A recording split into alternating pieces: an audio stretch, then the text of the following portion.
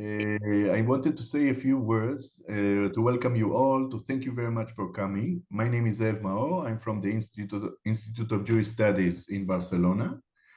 And together with Aryeh, we are beginning a new step of our work, which is putting some of our Bet Midrash content online and creating this opportunity to have courses online in those subjects that we are dealing with. So I think we have an important opportunity to study with Aryeh, because studying from the people who are actually uh, into the research of the field, I think it's a first-hand possibility to get this information, and we have fascinating topic. So thank you very much for being part of this experiment, and I hope it will grow and will be developed. And I leave you to the good hands of Aryeh. And thank you, Aryeh, for being with us. Yeah, we see you. And we are venturing on a fascinating road. So thank you again and enjoy. Thank you so much, Zev. All right. Welcome, everyone.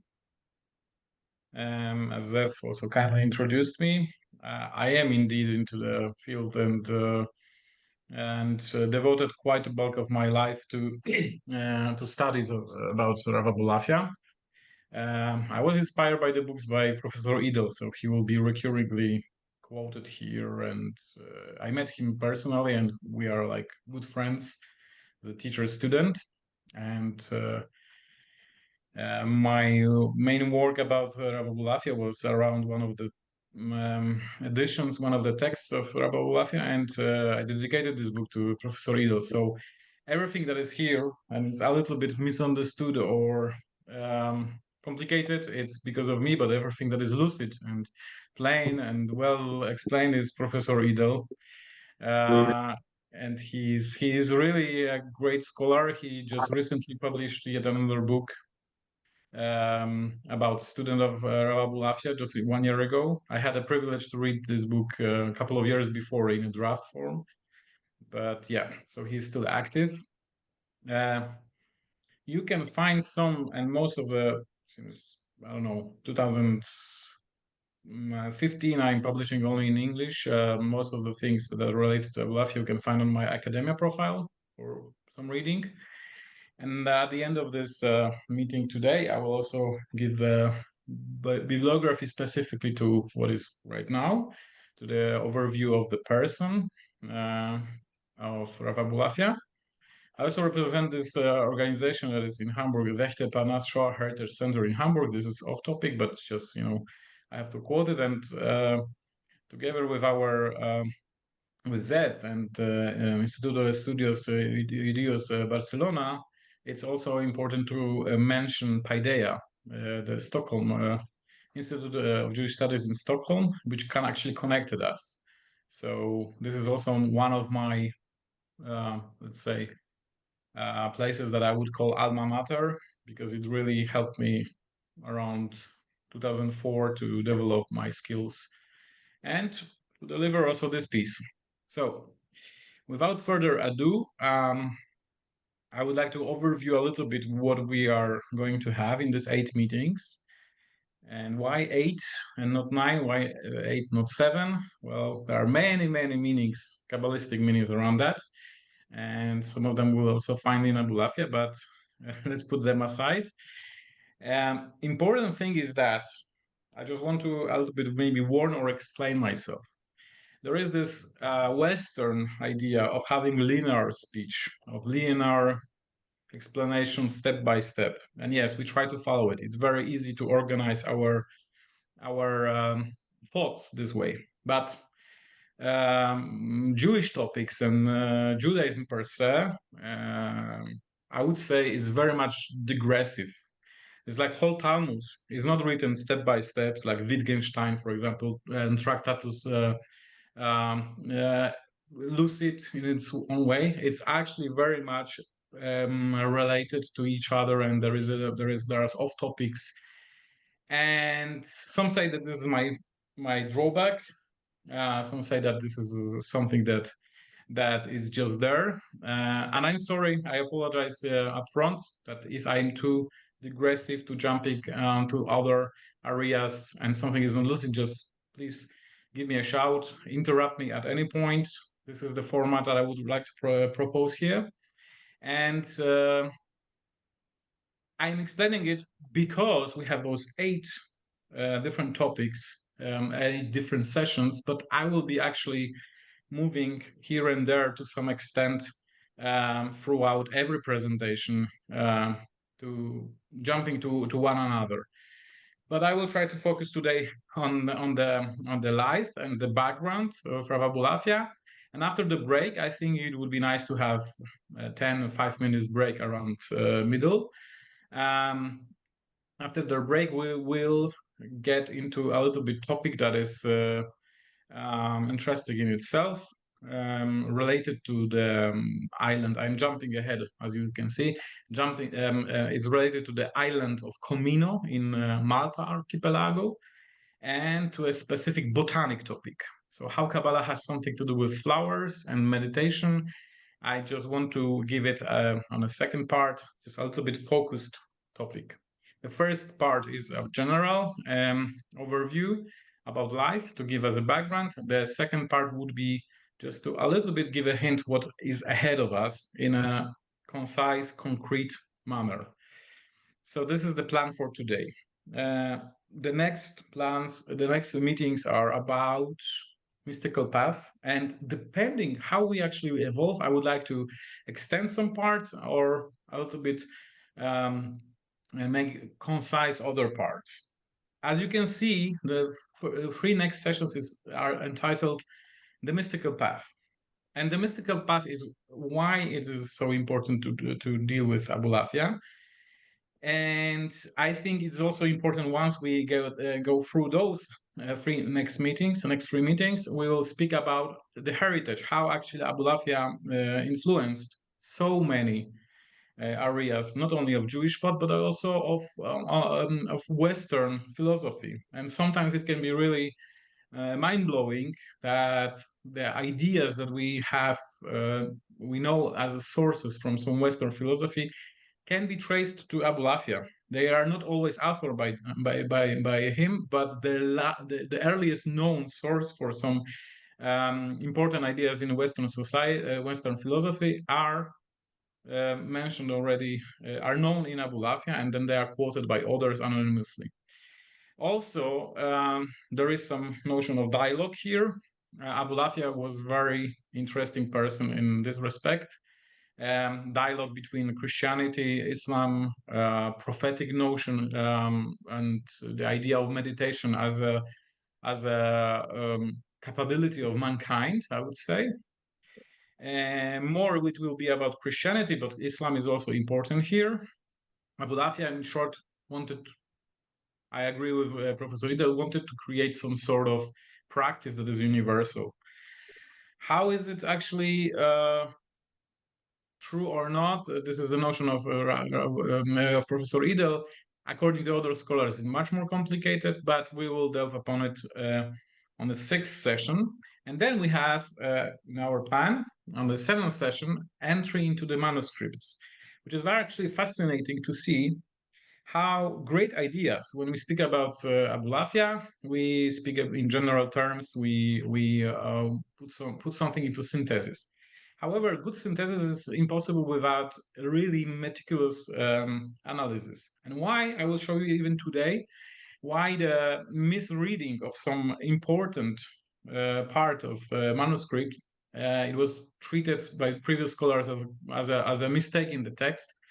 I've proven in my PhD that actually it's not a mistake, and it took me really long time to find out what is going on in the text, in this minute element, but the result was groundbreaking.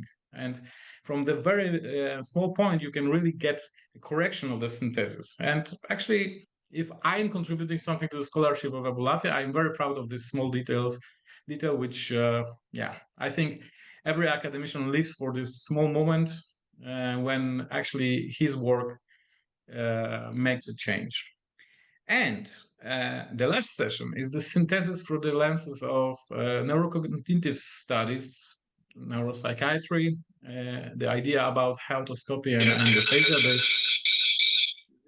Someone is in echo. I will just mute. Excuse me, can Mrs. Marlis, can you mute yourself, or is there a question? No. Okay, all right, thank you. I get some echo. And just to give you a hint a little bit, autoscopy is the vision of yourself when the second, the twin, the mental twin, is actually speaking revertedly to the source. And the endophagia is the inner speech, the dialogue that is ongoing in our heads in normal way all the time. It's a part of our development of our language, but in some cases, acute cases, it can be externalized. And why those two topics from the neurocognitive studies and neuropsychiatry are important to understand Abulafia. It's not only my idea, it's actually brought up by Professor Idel and Professor Shalom Arzi. Well, we'll find out later on. So this is the whole concept. If you want to change a little bit something or propose something else, by all means. I think we were going to be jumping here and there as I promised. And let's start. Okay, so I think we need some background statements about Kabbalah. By the way, if someone was here, we did have a general study in July. Some of the slides are overlapping with this general studies, but I changed the presentation, so don't worry. There will be some new elements. In July, we had this overview, also presentation of Abulafia. Just a short remark. Regarding Kabbalah, like Abulafia, 13th century Kabbalist, Jewish mystic, call it as you want, is representative of Kabbalah. Kabbalah means tradition, and we will follow here more the academic terms of the academic meaning of the term, which is that defining Kabbalah as a mystical branch of Judaism that evolved or started for some reason started to be known also in sources, not only in oral tradition, from the 11th, 12th century on, southern France, Provence, Languedoc, and northern Spain. This is academic definition in order to differentiate from other Jewish mystical currents. And I think it's pretty safe to follow this one. However, within Judaism, of course, we know that Kabbalah in itself is understood as a tradition of secrets which are stemming from the very beginning of creation. So Judaism is seeing it in a much broader sense. Just to hint you, there is one academician that I am currently also involved into bringing his sources together with some other important scholars. That is actually combining those two ideas and saying that self-awareness about the tradition of Kabbalah can be also traced back to many earlier stages. However, academically speaking, we should differentiate that those early stages shouldn't be called Kabbalah, but maybe Heichalot mysticism or something else, or Hasidei Ashkenaz, the Ashkenazi Hasidism from the period from the Germany around 12th century, for example, which Jew would say this is also Kabbalah, but religious Jew, but academician would say no, this is Hasidei Ashkenaz, this is something different, however connected. So, in this also notion of Judaism, the Book of Zohar is ascribed the main book that we will just quote briefly today, but we will not talk about it broadly because it's another topic. So this book is connected to the Tanait from the Talmudic period, Rav Shimon ben Yochai, but in an academic world, we rather see it as a source that was edited, at least edited from the oral traditions that were much earlier by Rav Moshe from Leon. He was, by the way, he was born the same year as Abulafia. And we can see that they don't have something in common. We don't know if they ever met. However, we know we have some proofs that both of them were at some points actually taking from similar sources. And there is one point today which I will show you that is actually very mind-blowing, that shows the part of the Zohar is mentioning an event that actually Abulafia claims he experienced, and most probably either Zohar is talking about the same tradition or uh, is referring to real event related to Abulafia. There is a dispute about it. So the key point here for this slide is that we are talking here about prophetic ecstatic Kabbalah. It's different from Zohar. It's different from the theosophic, theurgic Kabbalah. Why is it so? Everyone knows here I assume the structure of the tree of life. Yes, a Kabbalistic tree of Sefirot, which is also called tree of life, the 10 Sefirot. And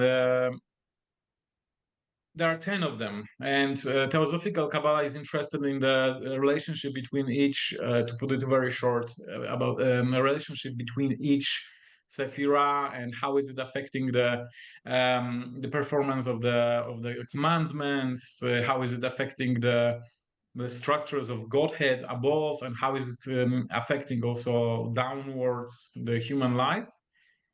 And the highest Sephira is called Keter, the crown, and the lowest is called Malchut, the kingdom. And whereas the Theosophic Kabbalah is concerned with all those relationships, I would say, I like this actually expression, that Abulafia is interested only in two Sephirot: how to get from Malchut to Keter, how to get from the kingdom and to become one or close to Keter, the crown. So the Godhead itself, or the closest to Godhead one can get. He's a mystic. He wants to have a path of direct connection with Creator. And I also mentioned here that Abulafia is his teachings, as we will have in a further session exposed, are based in many aspects on Hasidei Ashkenaz already mentioned. For example, Rav Elazar of Worms. And Abulafia is quoting those sources and saying, yes, from there one finds specific exposure. But Abulafia is unique because he developed a very, very influential and very kind of new system out of the teachings from Hasidei Ashkenaz. This is the background about Kabbalah. We have to also see a little bit background on what is going on in the 13th century in the Mediterranean world, because Abulafia not only will pursues the mystical path, which is like inner dynamics of his inner spiritual life. He is also a person that perceives in majority of stages of his life as a prophet, at least as a prophet, and this is not metaphorical. He perceives himself as a prophet, like the prophets from the Bible, and he mentions it many times. He also, at some stages, perceived himself as a messiah, and there is a huge dispute among scholars if he's perceiving himself as a messiah, like messianic personality, or he perceives himself as a political messiah. And I would say, and many others are saying the same, he had a period that he really thought he is a messiah. He's the one who will bring the Jews from the expulsion and bring them to land of Israel. It was pretty short, in my opinion. I don't follow those notions that claim that he was thinking about himself as a political messiah all the time. I think he reviewed his life at some point and then pursued only the meaning of the inner Messiah, inner Mashiach, Mashiach Pnimi, as we say in Hebrew, the internal Messiah identity. So we have to speak a little bit about the political situation here. So in 13th century, it's a struggle between the Muslim and Christian world. So there is a beginning of Reconquista, or quite advanced already, not beginning, quite advanced stage of Reconquista. At this time, in the middle of 13th century, the Sicily is being taken back. and Mallorca, and there is still a struggle. There is still happening quite a fervent situation. And on top of that, there is a Mongol horde coming from the east.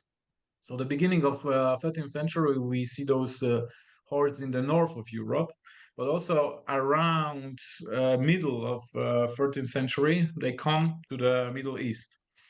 And what is important to note here, it was known that uh, as something significant for Jews and for the Christians, that Mongols actually at some point, either officially or not officially, I'm not an expert here, but I would just say for sure they were representing the Nestorian branch of Christianity, the Khan of the Mongolian horde that came from the east in around 1260. The Battle of Ein Harod happened there.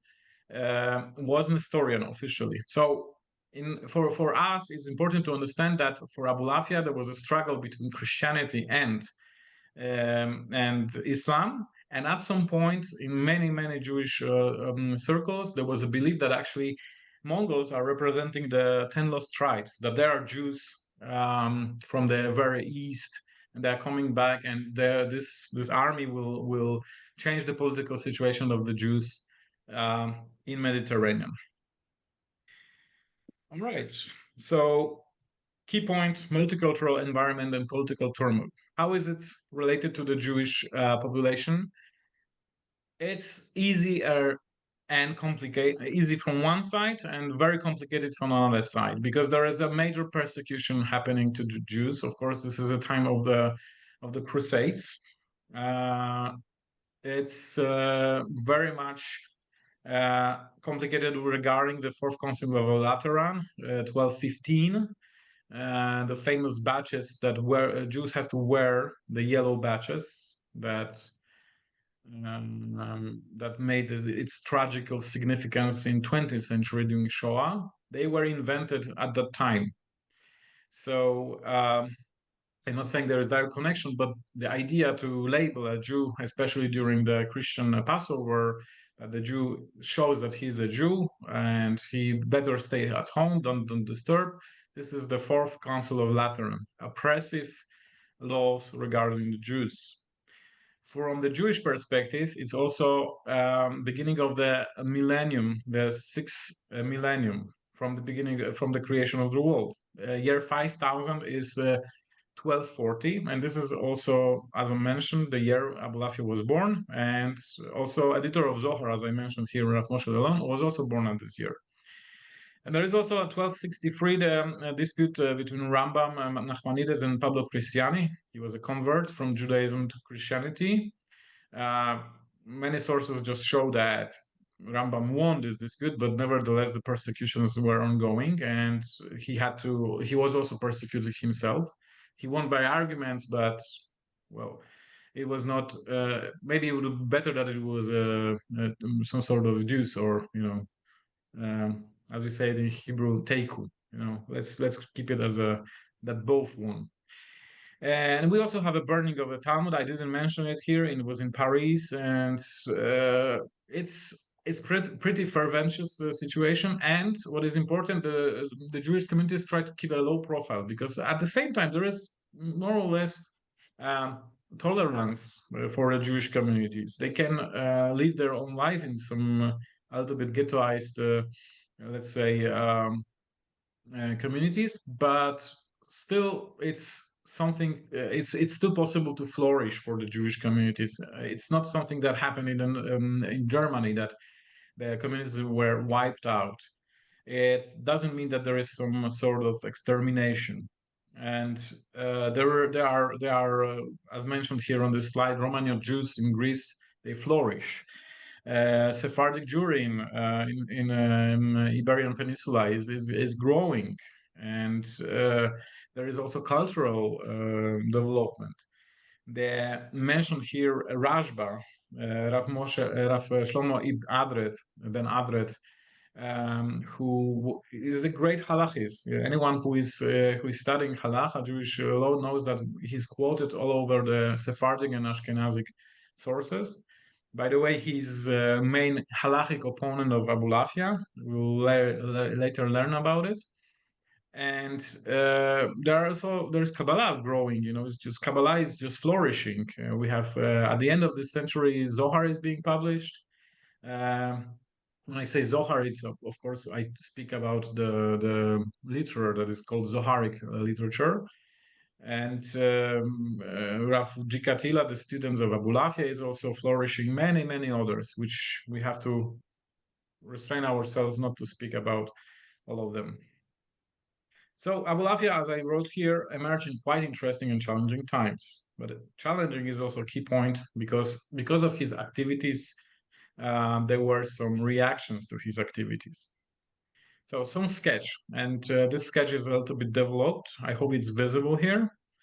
On the left side, you see a picture that in the internet era started to become this kind of, oh, this is the picture of Abulafia. No, it's not. It's written here a Cohen, who is reading the name of the Israel. It's in this combined Aleph with Lamed, if one can see here. It's very specific script, and it's actually a illustration that is in one of the manuscripts of one of the books of Rabbi Abulafia. The book is called Or HaSechel, the light of the intellect, which actually is digitalized, and I have it also. I have the copy from the digitalization, and the source is from there. But it's just looking nice, and many scholars, including me, are just adding it to the presentations.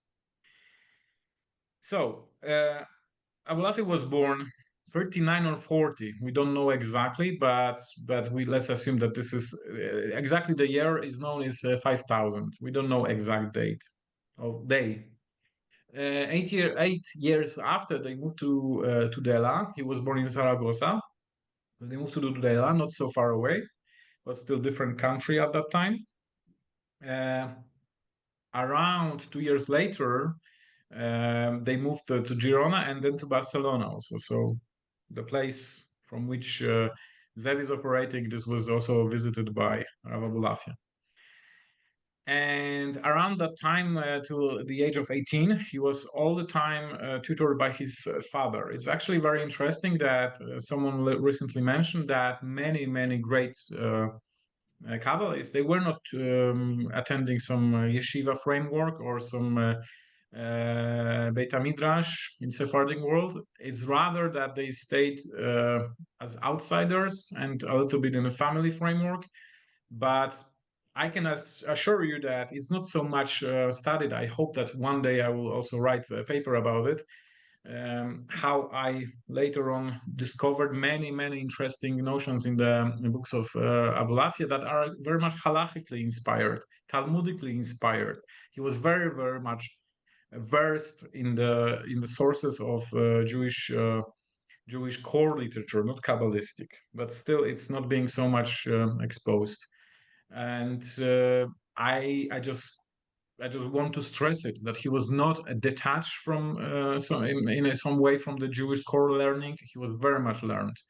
And those quotes that I know up and want to, as I mentioned, want to write a paper on, they are very much showing his very strong Jewish background.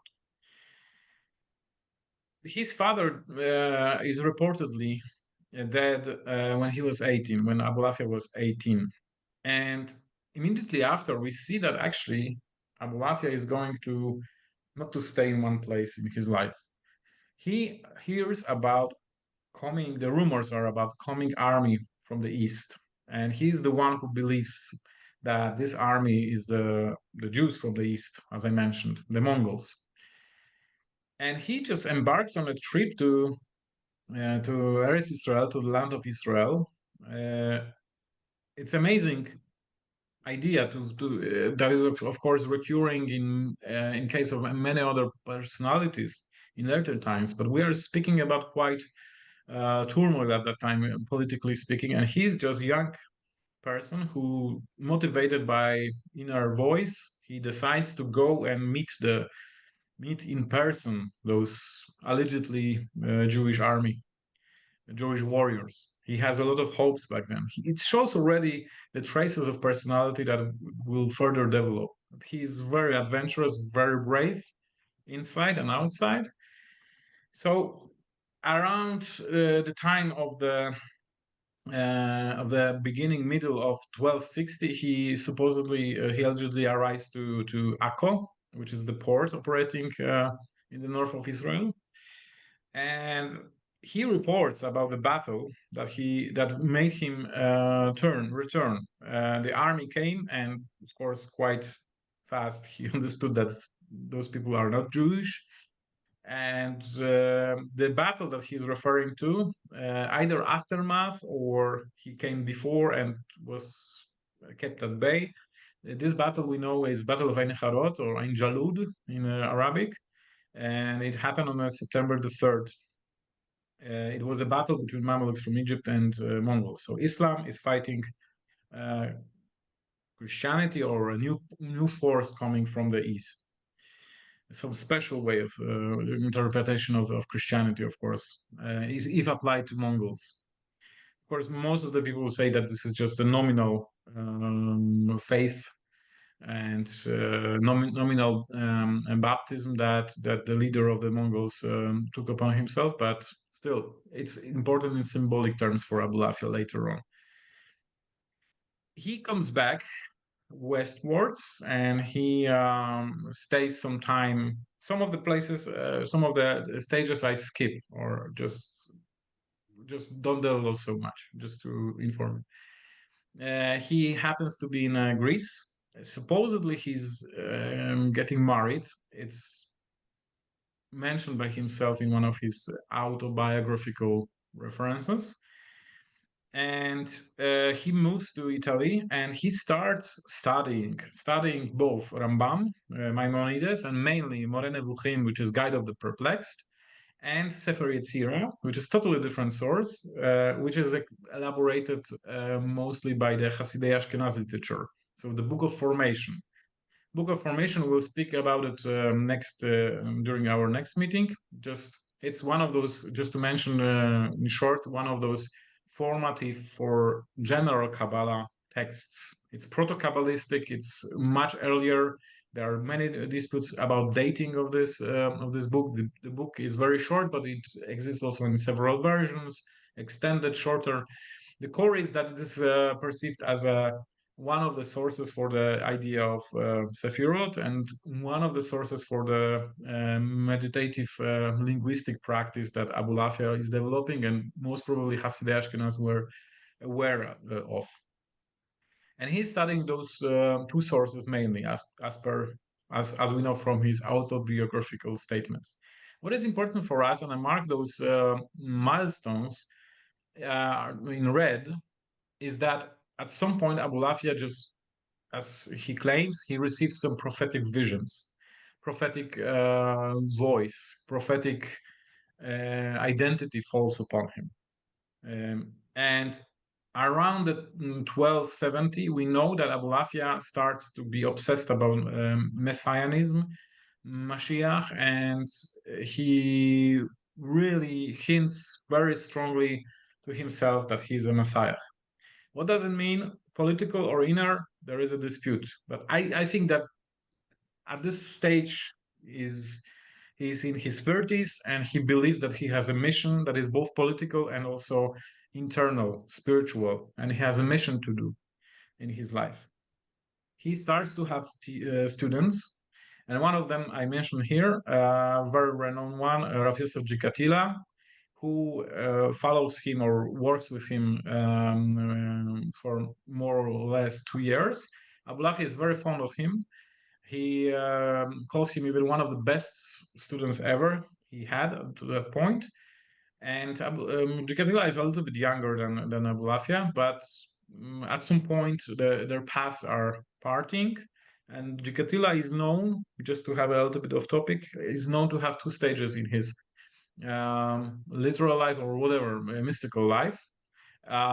One that influenced by Abulafia, which is represented in his very, very early book, Ginat Egos, the Garden of the Nuts. And And later on, he became a part of the renowned Kabbalists within the theological branch, most probably because of contacts with Rav Moshe from Leon. So we see that students come and go from Abulafia. He doesn't have permanent students for a long time. So I can just imagine that he was pretty much also very full of, let's say, maybe not authoritarian traits, but yeah, he perceived himself as a leader and not someone who can be creating a circle of even people. Just he is a leader and people follow him or not. However, there is no any mention in his own books about any dispute that someone betrayed him or someone just opposed him. Just students come and go because also Abulafia moves also around quite a lot. He at some point, I didn't mention it here, but at some point he also is briefly back to Spain, but then goes back to Italy here and there. And around 1276, as identified from his own statements, he has a second prophetic vision about the coming of redemption, the end of days, that Ketz Hayamim, the end of days is coming, and the true Messiah, Mashiach, is coming. And at that point, one can still believe that he believes that he might be the one. And here we come to this very interesting topic in his life. In 1280, he really attempted, really, according to the source that we have. We don't have external sources to corroborate it. I'm jumping a little bit to our key points. Rabbi Abraham, as an adventurous, self-motivated, spirited person, and tint of skepticism, most of biographical info comes from Abulafia himself. There is one hint we'll see in a moment that might be that Zohar is implementing some um, reference to the actual event that had something to do with Abulafia. But we have to be very skeptical here because maybe Abulafia is also building up the story upon himself based on the sources. So he tries to mythologize his own personality. We have to keep it in mind. And the attempt to meet a pope is mentioned by Abulafia, Pope Nicholas III. We will see in a moment what happened during this meeting, and there is the custody of he is in custody of Franciscan movement for a brief moment, and then he moves southwards Italy towards Messina. Then he moves to Sicily, and then from Sicily to Malta, and from Malta to Gozo, and then to the small island Comino. And many interesting things are happening on this island of Comino. Not so much politically, but spiritually for sure. And we will speak about it later on today too. And there is another milestone here that is after this attempt to meet the Pope, he evolves in his spiritual path, on his spiritual path. Abulafia evolves, and I think it's very sane, having such a adventurous and such a outsider personality in front of us. I think it's very sane that someone reviews his path, his own life, and can admit that maybe something that he interpreted, what Abulafia says quite often, something that I interpreted as a mission. Now I see that it was something different. Abulafia has this one very often brought up quote that for 17 years, and I'm talking about from the period of 1260 to 1276, my thoughts were surrounded by demons, and Satan was next to me. Abulafia speaks a lot about Satan, and in Jewish terms, or of course, in Jewish meanings of this as an angel of persecution from God. And but now I see clearly. So he makes this review, and he's talking about it in 1276, and after that he again reviews in 1285. what I saw that I see clearly, now I see much clearer. So he's reviewing those things that he thought that they are follow the truth, and he was following the truth, but then it changes to something else. And I think this is quite sane. Not many mystics have this, let's say, self-review periods in their lives. And in 1285, the vision of inner redemption and political redemption is again being described, and majority of scholars agree that this is actually what is comprised in the only prophetic book that so-called prophetic book of Abulafia that are extant to our times. And this is exactly the Sefer Ha'ot, the book of the sign that I was so much focused for a couple of years when I was preparing the critical edition of this text. And it's quite interesting that that many things that are there are showing his very serene aspect, although it's very, very, very complex also vision.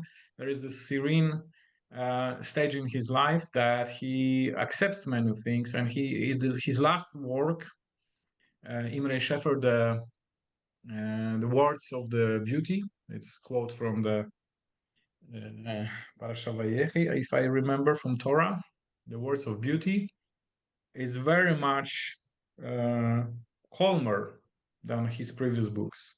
About his books, we'll speak during our next meeting. So we see that he's really evolving towards the end of his life, and his life was apparently quite short, judging from our perspective. He lived more or less 52 years. We don't know exactly when and how he died, but we do not hear anything after composing of Sefer Ha'ot and this last book. We don't know anything about him. Many believe, and you can find this on internet, that he died on Comino or in Malta, but most of the odds are against it, because we see that Imre Shefer is dated.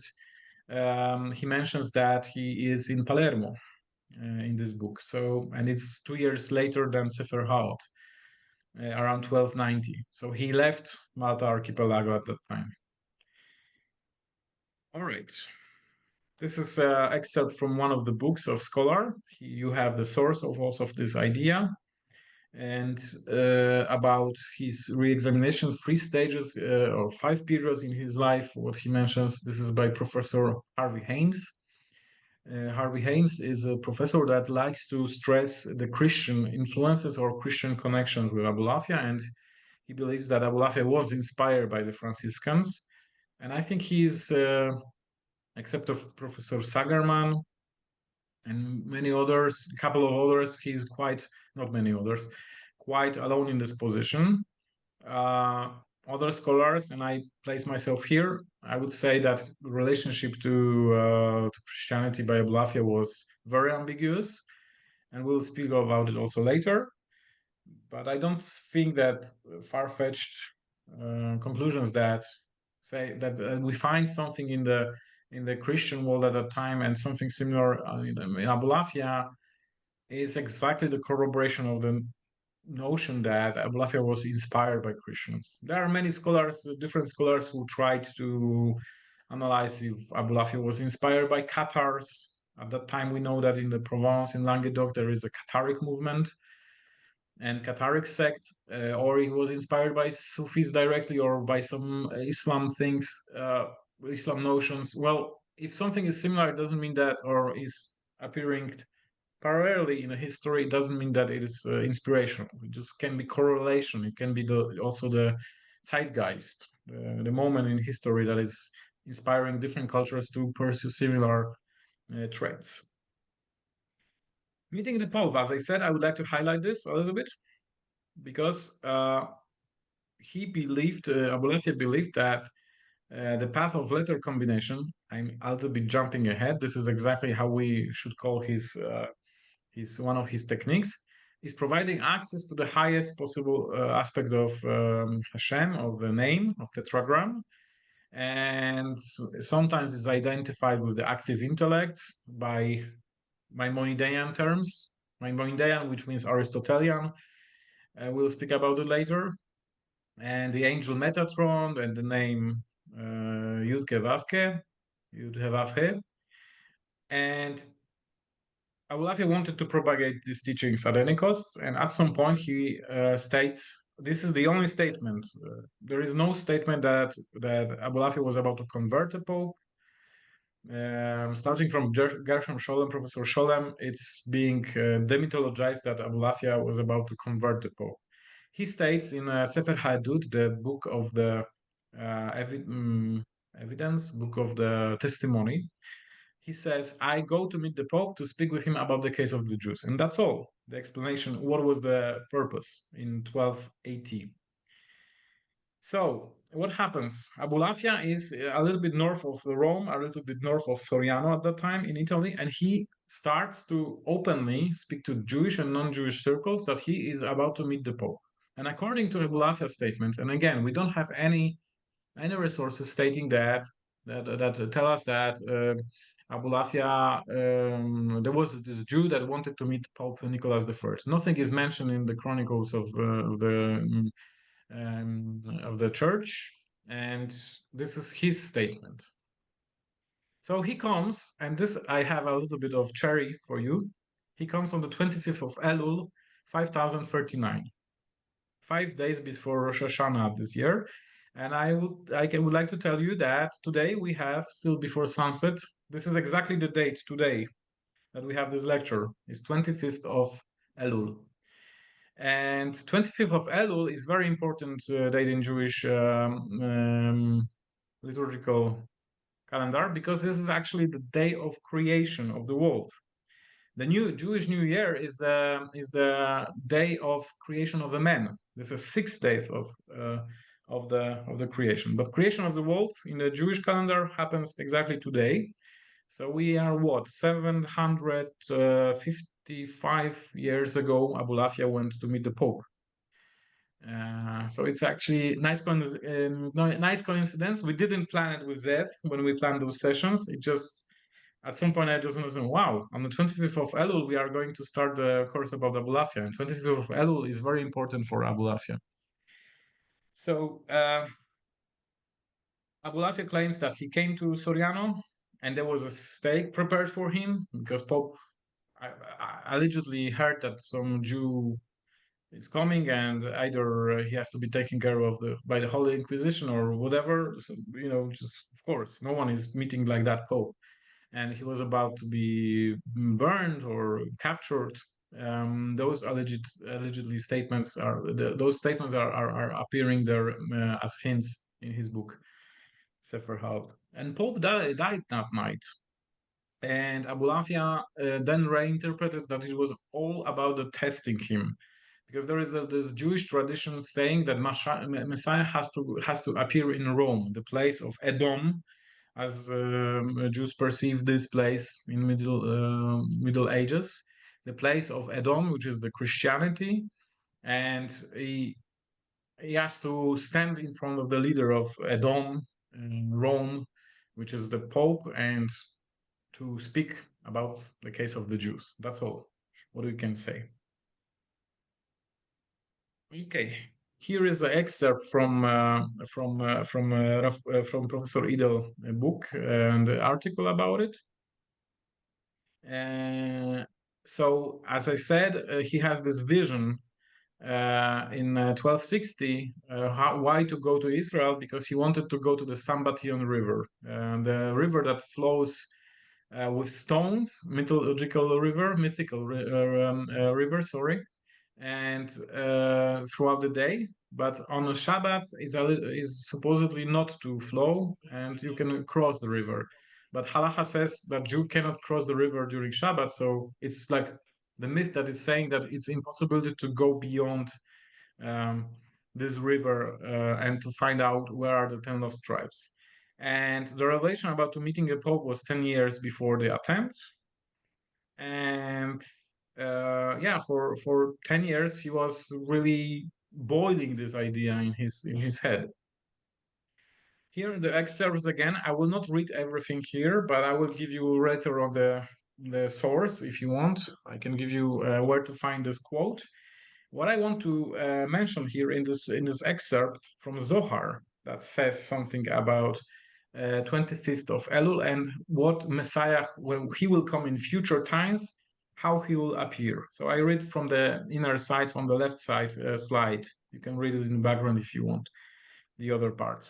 On the first day, it will be seen in the city of Rome, and on that day, I'm sorry, a little bit earlier, it will appear on the 6th day of the week, on the 25th of the 6 months. 25th of the 6 months is 25th of Elul. Although Tishri, the month when the Rosh Hashanah, the New Year starts, is the beginning of the year, it's called the 7th month because in Jewish tradition we have this kind of idea that also Exodus is the beginning of the year. But New Year is starting on the first of 7th month, and here on the 25th of the 6th month, and will disappear on the 7th day after the 70 days. On the first day, it will be seen in the city of Rome, and on that day, 3 lofty walls of that city shall fall, and a mighty place shall be overthrown, and the ruler of that city shall die. Again, Professor Idel is quoting here computation of one of the first scholars of Abulafia, Professor Jelinek, Rabbi Jelinek, from the 19th century. It is hinting at Nicholas III. Of course, we cannot say that Zohar is quoting the true event, but the coincidence is very interesting here. Most probably Zohar is speaking about the long Jewish tradition that in future Messiah will come there. So we have two solutions. Either Abulafia knew also this tradition and he made this, maybe not made this up, this whole affair, but made his plans to fit the prophecy, or the let's say the knowledge about the true event that Abulafia did came to be known to the circle of Zohar editor Rav Moshe of Leon, and he included it into the Zohar. Both ways are interesting, but this is one of those places that puzzle scholars of Abulafia and Theosophical Kabbalah of Zohar, because it's just a connecting point. There are many others. It doesn't mean that Abulafia was an author or co-author or co-editor of Zohar. There were such ideas. There were some scholars before Gershom Scholem who claimed that Abulafia, for sure, he was an author of Zohar. No, it's known that he was not, but there are some things that are showing that Abulafia is also having similar traditions, and he quotes similar traditions. I think we should have a break soon, so maybe I will propose in 5 minutes or a little bit later if you want, but maybe I will just finish this part. And is it okay? You would like to have it right now or a little bit later? Excuse me, later? It's okay for me, yeah? It's okay now or? Right now, yeah. Okay, so let's have it right now. I will just finish. There are a couple of slides, but I will just squeeze them and okay. It's about introduction to the next part. All right, so let's meet us in 5 minutes after 7, if it's fine. Good. Thank you.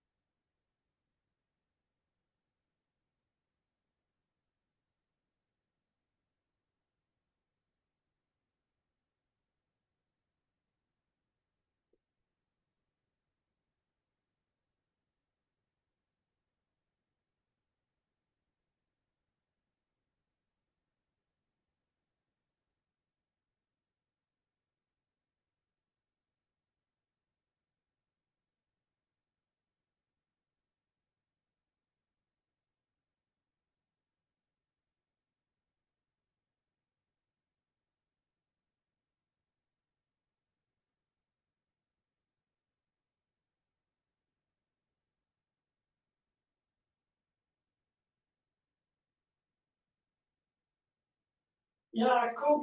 Ich bin gerade, ich habe jetzt von 6 bis 8, also jetzt 2 Stunden, ein Shiur. Und jetzt ist gerade eine Pause.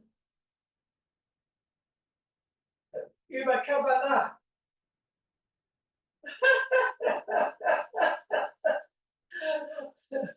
Oh.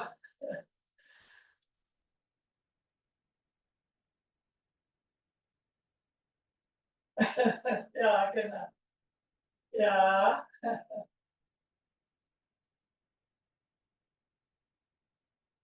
Ja, hat.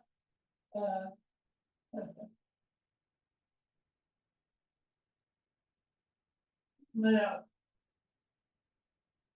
Du,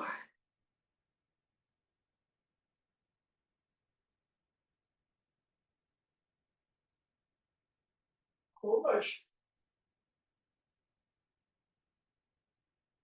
Ja, denn normalerweise sehe ich das, wenn jemand angerufen hat, aber ich sehe nichts. Ja.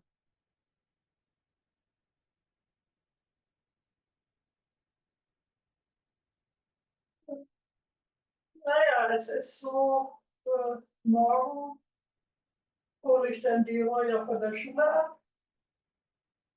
Dann habe ich sie den ganzen Nachmittag bei mir. Abends ist dann wieder Schabbat und dann kommt noch ein der Kabbalah Schabbat. Dann Martina kommt nicht, aber Dani und Roy. Und dann kommt noch ein ehemaliger Lehrer, der viel über die Nazi-Zeit recherchiert hat. Und am Sonntag ist nichts weiter, aber am Sonntag gibt es in der Synagoge den Challebacken. Und da habe ich dann mit Roya zusammen, ja, mit der Kleinen, die Hulli. Und morgens habe ich mich verabredet mit einer, das ist eine Tochter von einer Patientin von Jossi, von einer ehemaligen. Und da haben wir uns verabredet, auf den Friedhof zu gehen. Das ist Sonntagvormittag. Und Sonntagnachmittag, wie gesagt, das Kallebacken. Das mache ich. Ich lege einen Stein für dich mit drauf. Naja, und Montag hole ich dann Roya wieder von der Schule ab. Großburg, ich sage dir, ich bin Fulltime-Safter. Nee, ja,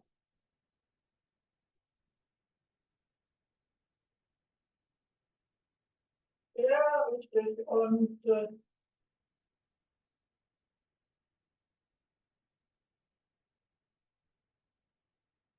Ja, jetzt ist es Folgendes. Am Montag und Dienstag hatte Rocky sich angemeldet für den Notdienst, ohne zu wissen, dass Rosh Hashanah ist. Er ist ein Chaot, ja. Und deshalb hole ich sie von der Schule ab, dann ist sie bei mir und abends nehme ich sie mit in die Synagoge und dann ist ja ihr auch schon fertig mit seinem Notdienst und dann ist hinterher Erev Shabbat in der Synagoge. So, und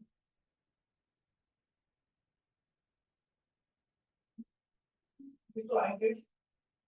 Ja, und am nächsten Tag ist es so, dass ich mit der Roya dann, er hat ja wieder Notdienst, dann habe ich die Kleine wieder bei mir, dann gehe ich aber mit ihr in die Synagoge. Dann ist ja Schofablasen und, und abends habe ich dann,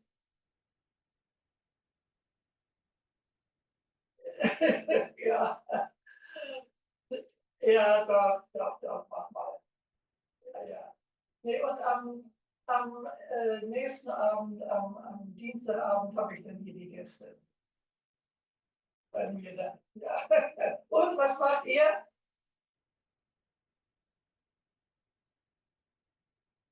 Ja, und, nee, und was macht ihr, Rosh Hashanah?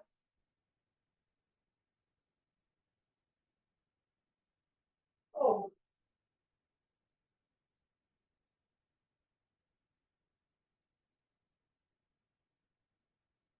ist das die ganze Zeit. Ja.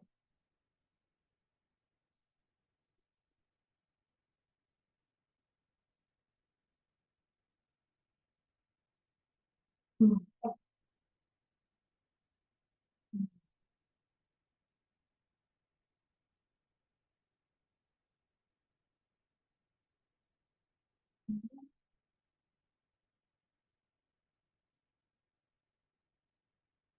So gehört sich das. So gehört sich das.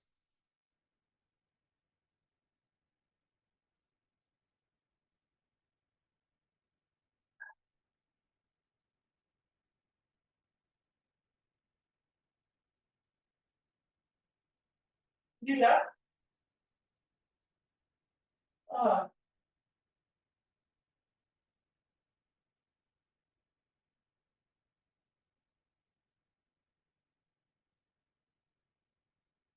Aha.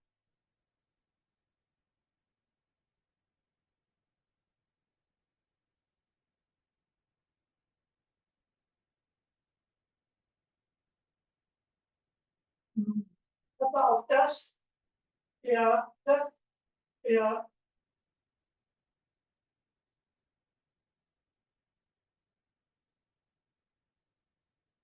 okay. Also wir hatten sowas schon mal und dann kamen welche aus Saphir.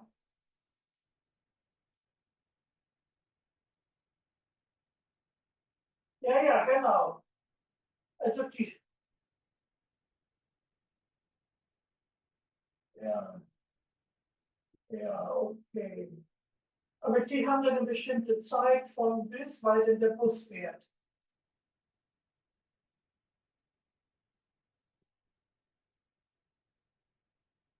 Aha.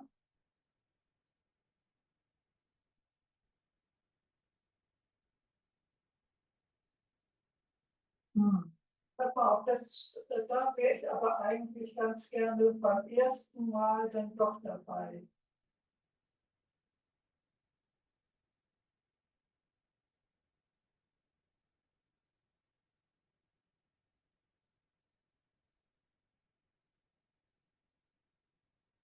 Ja, ja, ja. Verstaubt. Du, pass mal auf. Und vielleicht, dass der Bella das doch noch einmal macht.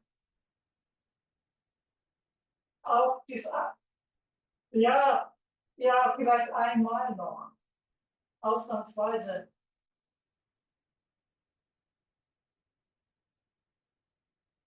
Ähm, ähm,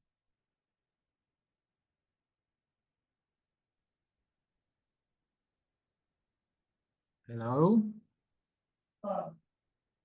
dies kann man nicht empfehlen. Hello? Hello. Ja. Okay. Okay, gut. Liebe Marlies, ich glaube, dass du bist nicht on mute. Hallo? Naja, ich bin ja, weißt du, wenn ich alleine gehe, wäre es was anderes. Aber Entschuldigung. Liebe Marlies. Okay. ich komme tatsächlich schon etwas früher sogar, Uh, weil am excuse me, does anyone know how to mute for a moment? Because ist das Gewichttermin. Und I will deshalb, try. damit ich etwas nicht ganz so Okay, we'll try to do it here. schon am 18. If you click three dots on her, Yeah. Thank you, Francesco. Okay, I try to mute me. Doch, No. ich habe ihn angesprochen. Er hat zwei Brüder, aber er sagt, es ist so, die arbeiten. Unfortunately, I cannot mute. I will just write her. Und haben eine kleine Wohnung und ja. There is no access to muting. You may try to the chat. Yeah, I tried through the chat. Ja. All Ich right. habe mich auch gewundert und gefragt. Nee, aber er sagt eben, die sind doch alle berufstätig. Ja, ja, okay. Hello, Marlies. Do you hear me?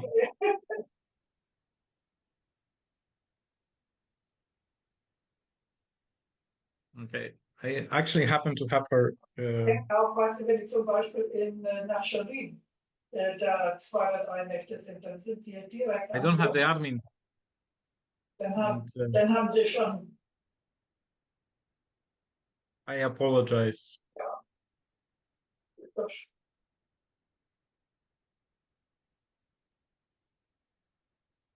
Ja. Okay. Ich sehe, jetzt geht es hier gerade weiter. Okay. Tschüss. Und gute Besserung für Mali. Apologies. Mondays, hello. We are starting again, but actually, apparently, you were not on mute, and I couldn't mute it. I will speak about it with Zev to give me the prerogatives. Okay. When everyone is, if everyone is ready, we can continue. Sure. By the way, if someone thinks what is there behind me, it's a picture. There's a painting that is also inspired by Abulafia. I will send a later link to an artist who is doing those things, and I bought the painting from her. It's showing the letters going up in the incense ritual, the ketoret. And actually, I have one also picture, but not in my house, that is directly inspired by Abulafia, and I will try to give it a little background later on. Okay, we stopped here when Abulafia attempted to meet the Pope, but he actually didn't succeed because Pope died, and also maybe it started to give some food for thought to Abulafia that he is not a political messiah in a political sense of the term. So he met the Franciscans for sure. Afterwards or before that, there were some connections. We'll speak about it later. We'll elaborate a little bit more about it. So the already mentioned Professor Haynes claims that there were friendly contacts and mutual inspirations. The ideas of millenarism of Joachim Fiore about the end of days in Christian terms of this movement, but we'll not speak about it more today, just hinting at the topic. And Professor Walsum, Sagerman, Professor Idel, including me, my humble voice, I think this was much more complicated. How was Abulafia's relationship to Christianity? And needless to say, it was also hostile in many aspects. Christianity was perceived, at least in the Roman Catholic branch, as a important but yet still important opposition, important opponent on the path of redemption. And moving forward, as I also mentioned here, at the same time, he was very critical to Christianity, and he had ambivalent evaluation of the person of Jesus. He also spoke a lot about Jesus, and he put a place in the historiographical meaning of the person of Jesus, which is not so quite rare, but also not many Jewish mystics actually touch the topic, or many Jewish rabbis. Many rabbis touched the topic, but Abulafia definitely touched the topic of Jesus. So Abulafia lands, goes southwards, as I said, and he lands then first in Sicily, and beginning of the after 1280, and he moves from Sicily to Malta archipelago. What is actually motivating him to go there? Well, he's being persecuted from one side by Jewish circles, by Rav Shlomo Inabdret, because Rav Shlomo Inabdret, major halachic, but also he is a Kabbalist at the time, major halachic authority from Barcelona. He is issuing a cherem, which is quite a big thing, condemnation of Abulafia, warning the Jewish communities that beware of this self-proclaimed prophet, self-proclaimed Messiah. Beware, don't give him a place to stay. From Christian perspective, he is also this kind of instigator of, perceived as an instigator of some turmoil, And Jewish communities want to also keep things at bay, keep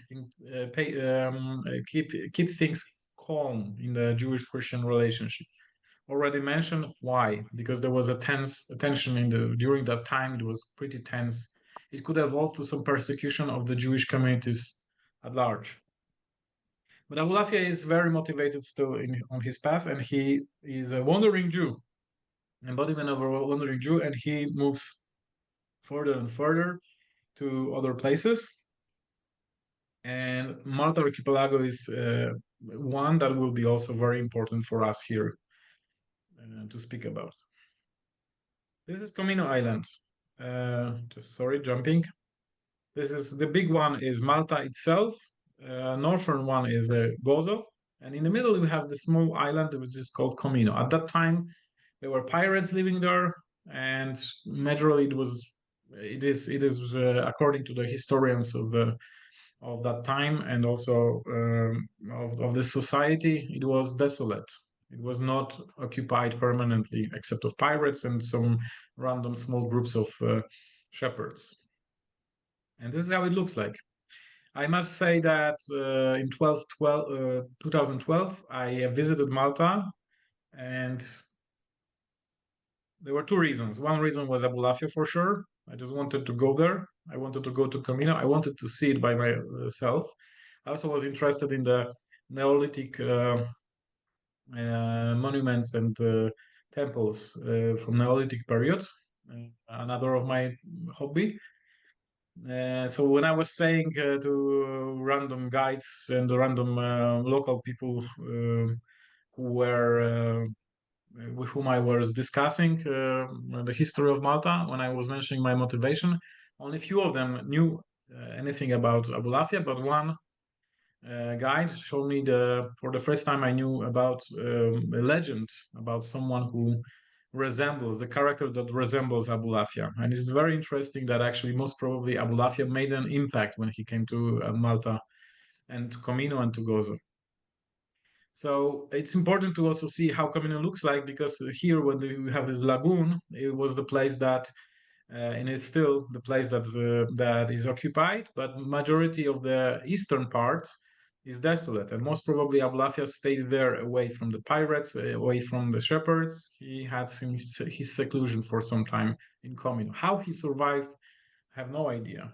How he survived without economical means, eating just to sustain himself, it remains a mystery, but he lived there for sure. So, as I mentioned, he moves southwards. He's one of his, before we go to the Malta, he's Messina, and Abulafia writes about Messina, that is Messinai, from the Sinai.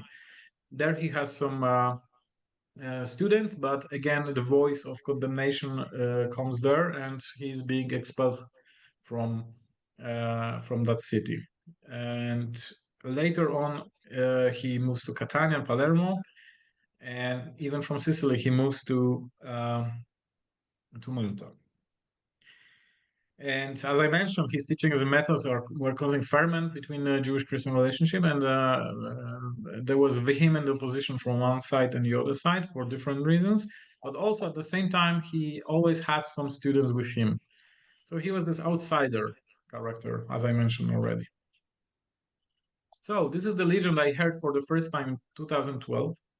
Apparently, this legend is still alive in Malta culture, Malta history. There is this legend about the sorcerer who came to Malta around that time. Sometimes it's being placed 13th century, 14th century, and sometimes he's called a Jewish sorcerer, and sometimes he's just a sorcerer. He allegedly causes some plague to come to Malta society. He's being expelled from Malta itself, Malta proper. And what he does, he does the same like Prophet Elijah in a Bible. He puts his clothes to the water, and the water spreads themselves like Red Sea, and like also Jordan River when Yehoshua comes finally with the people of Israel to the land of Israel. There were in the Bible, three mentions of situation that the waters are spreading, and person go through the waters? How is it related to the symbolism of waters and spreading through the going through the waters? It's another topic, but this legend is truly there in some Maltese guides, and also it's mentioned in this book by a very interesting person who is like hobbyist passionate of Abulafia. He wrote 2 volumes of a lot of things about Abulafia. He's not a scholar himself. I am to half of the things he wrote here, I'm skeptical. To other half, I'm fascinated because he got to some interesting own conclusions. He's a little bit out of the academia, but it's always to read good to read things out of the boundaries. So we know that Abulafia, from another source, that Abulafia was most probably in Malta and made an impact there. Probably he made some ferment there also. And that's why he remained in the memory of the Maltese society. So, how his life ended up, we don't know. There is this tradition, I don't know where it comes from. There is this tradition that his yahrzeit is on 24th, the eve of Hanukkah, on 24th of month of Kislev. The people who are posting it on internet and all those information, they cannot explain me from where they have this knowledge. And this is just let's say interesting detail, but it has no academic background at all. And as I mentioned earlier, Abulafia regarding in Malta archipelago is important for 2 things. One, Sefer How, the Book of the Sign, his only extant prophetic book, is definitely written there and during this seclusion. Secondly, there is this dispute if he died there or he moved somewhere else, and we do not hear anything about him later. And most probably he left Comino at some point, probably around 1291, 1290, and then we cannot hear anything about him further, and there is total silence around him. So we assume that allegedly 1292 is accepted date that he most probably passed away. So this was the break, and now let's have some flowers. And this is my favorite part. You know, that's why I want to give you this kind of let's say inspiration for further our meetings, because this is what I call when you study things and you study the books and study ideas, and we will study a lot of ideas, a lot of theory, a lot of we'll present some mystical paths of Abulafia. But these are all ideas, symbols, letters. When it comes to, at some point, to the most probable hypothesis, and for me, this is not a hypothesis anymore, this is a thesis. I consulted it later on with Professor Ido, and he finds it very plausible. And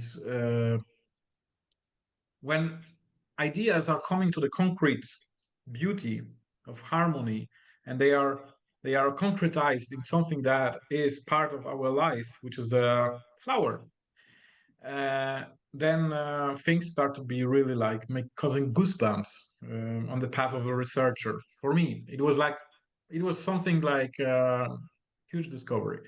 I will speak about it later, how I discovered it. So this flower here, it's called Ophrys apicera, which is like in modern Hebrew it's called dvornit.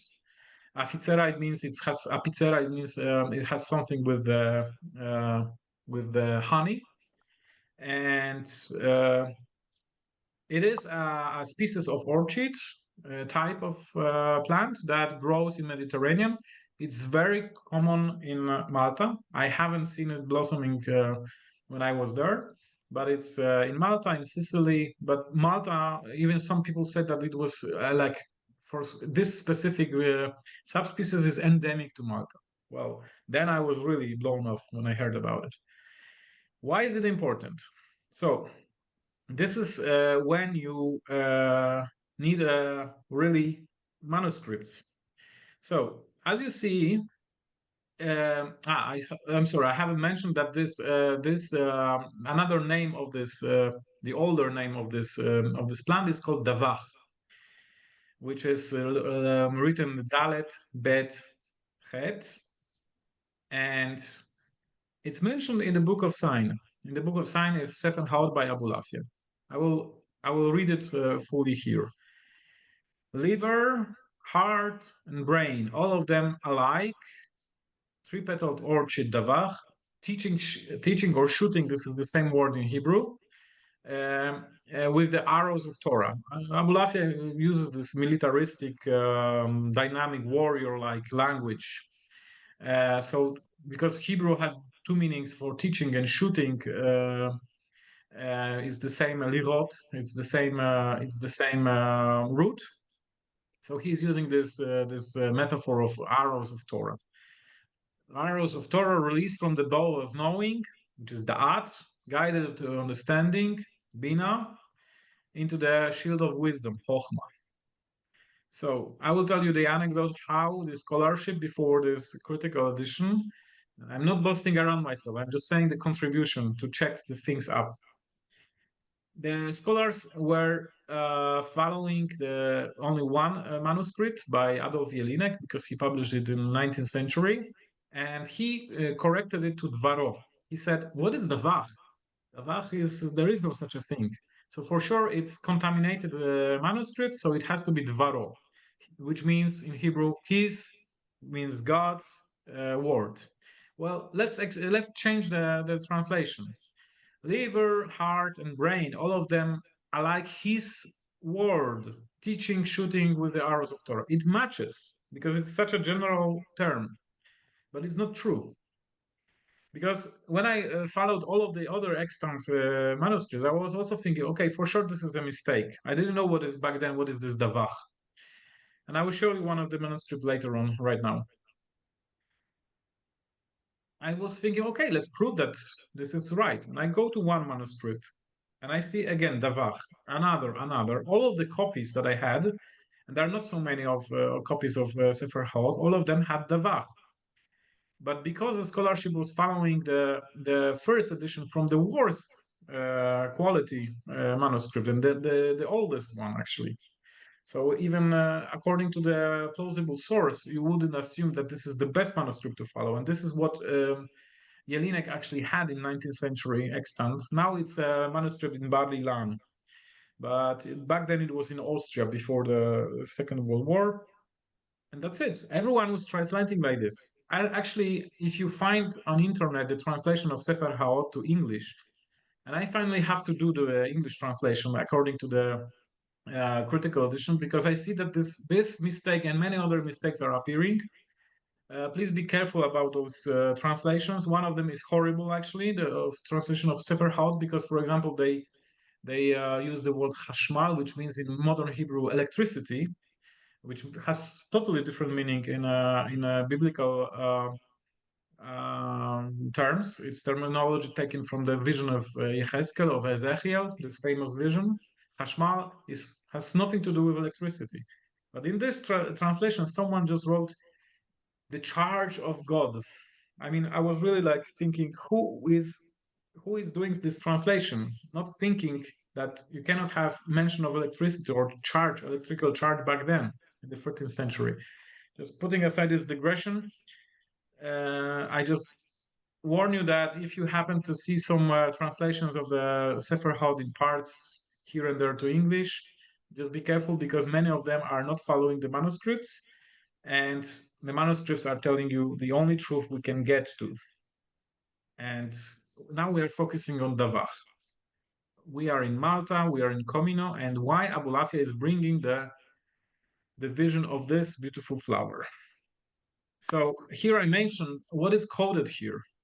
And I have actually, this is a hypothesis that cannot be proven.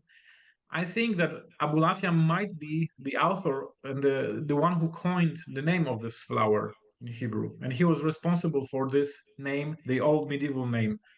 Why? Because it was already existing back then and he gave the meaning to that. Why? Because Davach is a combine of the letters, which is called in Hebrew Rashei Tevot, the initials of the words that we are mentioning here. Dalet is for Da'at, Bet is for Bina, and Chet is for Chokhmah. So the reversed way around, when you have beginning of this part, and Abulafia speaks about the liver, and as we know, the liver is in Jewish tradition the basis of the lowest soul, the vital soul, the nefesh. Heart is for ruach, and the brain is for the neshama. When you have the endings of those words, you also have the end letters are Dalet in Kaved is D, then you have Bet from Lev, which Bet can be Vet also. This is how in Hebrew it's pronounced. And Moach you also have at the end Het. So there is this combination. This word works as a structure, structuring things together. But it's not only this. It's about the flower itself. Because the flower itself has 3 petals. The main petals here, and there's very funny something in the middle, as you notice, as you look at it. And I have elaborated this kind of hypothesis that structure of this flower inspired Abulafia to structure his own prophetic vision. Why is it? Probably because he was using the flower also for meditative purposes. And I will claim it later. I will mention it a little bit later. So I mentioned already here that he is using a lot of this kind of threefold ideas, like that people of Israel are divided to Israel, Leviim, and Kohanim. The Kohens, the priests, those who are helping the Kohens, the Leviim, Levites, and Israel, like the rest. And inside of the flower, I'm jumping here again, is this sign, this something stemming from the flower proper. And book of the sign is called book of the sign because exactly of the sign inside. I will speak about it later. A whole elaboration, as you remember, we will have scheduled for the last but one session when we will speak very deeply about Sefer Haot. But as I said, all those elements will be introduced here and there. And also the other ideas I mentioned here, blood and ink, division of the name of tetragram into two places, like those 2 leaves intersected that are mentioning to this. It's just hinting at right now a little bit. So why Abulafia is interested in the plant and bringing a plant as a symbol? Because there is this quote that he's also quoting from Jeremiah. I will raise unto David a righteous shot, which is in Hebrew Tzemach Tzedek. And David is the proto-Messiah, as we know. It's a figure that is messianic in itself. From David, Messiah will come. The Savior of Jews will come from as a progeny of David. So as I mentioned already, I'm a little bit repeating myself. The same picture here, that Abulafia was very much at that point probably shifting from political understanding of his messianism into the inner path. And he believed that maybe he is not a political messiah, but he will point at the coming. He will build the path of the coming Messiah by his teachings, by the practices, the spiritual practices that we will be speaking about in next meeting, during our next meetings. He's like the Messiah, that like the paradigmatic King David wages wars against kings of other nations in order to liberate people of Israel. This is one of the notions within the Sefer Haot. I am jumping a little bit ahead of schedule, but this is already showing that Abulafia probably do not perceive himself at that time in 1288 towards the end of his life as Messiah himself, but he knows about self-messianic identity. He knows how to achieve self-messianic awareness inside, and he wants to pass it on in his books, in his teachings. So here is a little bit of from the manuscript. This is the Munich, one of the Vatican manuscripts. And in the middle, we have those words Tzemach Tzedek. Tzemach Tzadik, Tzemach Tzedek, which is partially in Jeremiah is a version of Tzemach Tzadik. And also the same is in Abulafia. He quotes Jeremiah here in Abulafia. Happy is the righteous shot, and happy are his parents and teachers, and happy the people that comes, that the people, the Am Israel that comes with him. So why is it also important here to mention? Because it's not only a metaphor. There is this idea that out of awareness, and this is very interesting because it has some connotations with idea of Hindu yoga. I'm just putting it in brackets. I'm not saying this is the same, but I'm saying about the what is in yoga mentioned about the awareness stemming from the opening of the inner third eye, the Ajna chakra. Yes, so it's also something like a flower stemming from him, like a source of light. Those metaphors are going through all the literature connected to Abulafia himself and also his students. That the light comes from here, that their awakenings comes from here. And the mentioned Sefer Ha'ot, the book of the sign, is talking about the sign that is stemming from the middle, that is on the forehead. That's a whole topic that we will speak about it later. We have it in all Jewish literature mentioned. First, who is getting the sign on his forehead? It was a Cain. Cain gets after killing Abel, he's getting a sign from a creator in order to prevent from being killed by others. It's supposed to protect the killer. A whole topic that there is this notion of a sign on the forehead. Why is it also a pun, some sort of a word play? Because this is what I mentioned here. I will speak about it, this fragment, but I am just jumping a little bit here to this slide. This is my drawing, but this is an excerpt from the again from Sefer Ha'ot. The Tzemach is anagram for Metzach. Metzach means the forehead. So the flower coming from the forehead, some sort of a spiritual flower or real flower, or the flower that is part of meditation, the absorbed by the meditant towards the identity. So we can see it here in Hebrew. Metzach, Hebrew forehead, is anagram for Tzemach. Like you can say also this is tzade, means tzadik, so it's like tzade moach, the righteous brain, the righteous mind, the mind that is clarified by the practice. And here is the fragment of a scan of one of the manuscripts. This is the end of the Sefer Ha'ot, where he writes, Hamoach zevelev shalem, that the mind or the brain is in the full heart, or it's completed with the full heart. It's also another wordplay, another anagram, another typical for Abulafia decoding and coding thing, because he's also pointing why those letters are bigger and they have dots above, because he's pointing to the completion, the year of the completion of the book, which is 1288, but also 5048. And gematria for Moach, the value, numerical value, which we will speak about gematria during our next meeting, is exactly 48. Going back here, this is the fragment from the manuscript, and again, manuscripts don't lie. This is the only thing we have, but this is exactly the fragment that I was translating here. Kaved lev moach kulam bedracha kolam bedevach. This part here is our flower.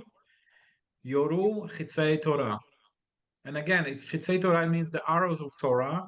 Another translation that I found somewhere in the internet, horrible, is writing it that this is the half of the Torah, but it's not the context. The context is here the arrows of the Torah, because the metaphors, as I said, is about shooting and teaching. Both meanings are here.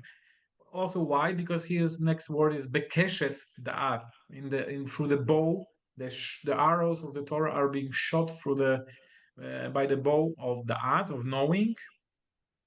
Mora bina, they are teaching, understanding towards the what is our the goal, what is the aiming goal, the goal that which is aimed, the matalat chokhmah, and the other parts are not relevant right now for us. He speaks about the power of the blood in the heart, all this kind of stuff. By the way, Abulafia is very much anthropocentric in his path towards God. He's talking about very lively things in his body. The body is being transformed into spirituality. This is whole concept that we will speak about in 3 meetings or 4 meetings about theory. Abulafia is very much thinking about transformation of the body into something uplifted. He's not condemning the body, but he's speaking from the body. It's very much, it was back then, 20 or plus years ago when I was starting my interest into Abulafia, it was very much compelling to me that he speaks out of the body. Some philosophers, they say the only thing we can start any kind of thinking is our body. And I think this is very much convincing in many, many mystical paths that the body is instrument that is very important, and alienation of the body is not something that helps with uplifting the thought, the meditative practices, and so on and so forth. So here we already analyzed this one, and here you have a little bit of hint what we will have during our future meetings. The analysis of the manuscripts, and already what I mentioned, the initials and the endings of the letters, how Abulafia structures his works. And this is just an example. You have hundreds of such things in all Abulafian literature. He's writing, literally, he's writing books that if you don't know gematria, the numerical value, if you don't know the temura, which is like those anagrammatic combinatorics, that you change the order of the letters, you will think that he's on a literal, on a plain sense, you will think that this is very ambiguous, very unclear. But you have to delve into Abulafia and understand that he's composing his statements, his books, his words, and his messages on multi-layered chiffres, multi-layered codes, and you just have to decode it. You have to pay attention and read simultaneously on those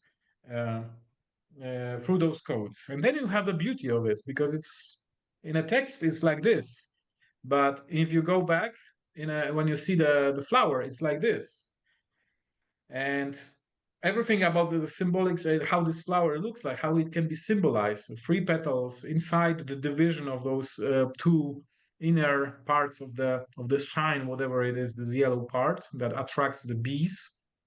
It's being used to convey the message about spiritual path.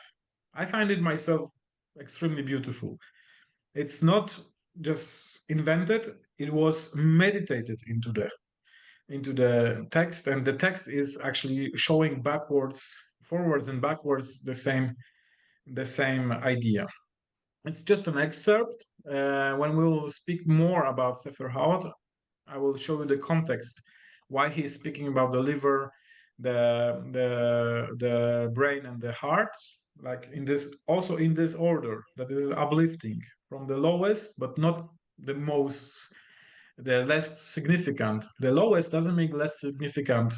It means the core one from which things start. So this is the initial part of the body, which is symbolized by the liver, then the heart, and then the brain. Like this vertical movement towards, you could say, enlightenment or spiritual path towards sublimation of some energies within the body.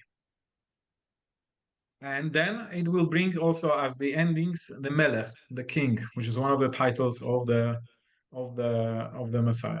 So why I think that Abulafia meditated upon the flower, and this is towards the end of our meeting today, because I would like to give some room maybe for questions. If not, I will elaborate on something. I just want to give you, and let's read it together, the excerpt from Rav Yitzchak of Akko. He was one of the students of Abulafia, and in his book, main book, I don't remember, also Chaim, Rav Yitzchak is mentioning exactly the practice of meditating upon a flower. It's a different flower, apparently, but the same notion is here being presented. Why I'm bringing here? When I found out about this beautiful orchid here, I consulted the stuff with the topic with Moshe Idel, and he immediately said, "You know that student of Abulafia was mentioning in one of his texts about meditating upon the flower." So let's read it together here. For me, it's just like, just imagine you have a flower. It has nice shape that reminds you, or you can put into the meanings like Abulafia did, because of this shape, the colors, the structure. But here we have a proof that actually it could have been other way around. Abulafia was there on this island, and he was meditating upon the flower. He was using the flower as a tool to evolve and to be inspired by the ideas, to be absorbed within the harmony of a concrete of one object. And the plausibility of this idea is, as I believe, corroborated by this statement of his student. So let's read it nicely. I have seen before me the tree of flowers that emanate a good odor, and their name is called in Arabic jasmine. So apparently, Rav Yitzchak chose as an object for his meditation a jasmine, and in Hebrew it's called Havatzelet. I'm not sure if it's exactly the same plant, botanically speaking, but let's just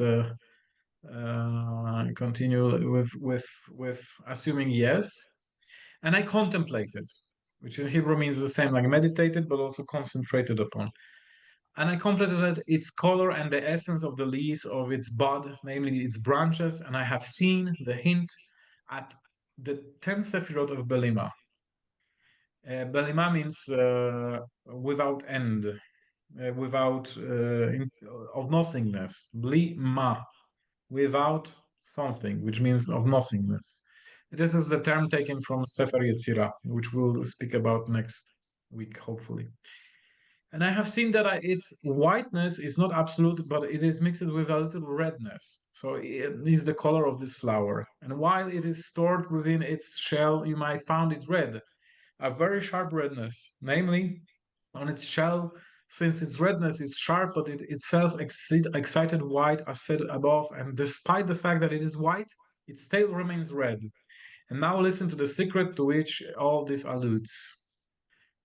At this part, we see that he's meditating, but I don't know if any of you tried ever meditating on an object. When you look really sharp and focus on one object, many times there is something like, it's just biology of our eyesight. The colors really start to be dynamic.